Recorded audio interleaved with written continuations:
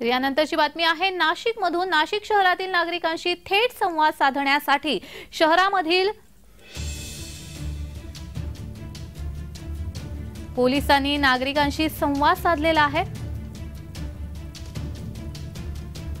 नाशिक शहरातील नागरिकांशी थेट संवाद साधण्यासाठी शहर पोलीस आता थेट जॉगिंग ट्रॅकवर येऊन मॉर्निंग वॉकसाठी येणाऱ्या नागरिकांशी थेट संवाद साधतायत।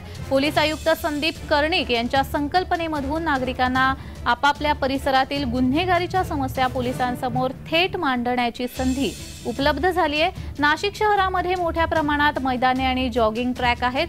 जॉगिंग ट्रॅकवर दररोज सकाळ सायंकाळ नागरिक जॉगिंगसाठी येत असतात। शहरात 35 जॉगिंग ट्रॅक असून या प्रत्येक ठिकाणी आजपासून पोलीस अधिकारी हे जॉगिंग ट्रॅकला भेट देत मॉर्निंग वॉकसाठी आलेल्या नागरिकांशी संवाद साधणार आहेत।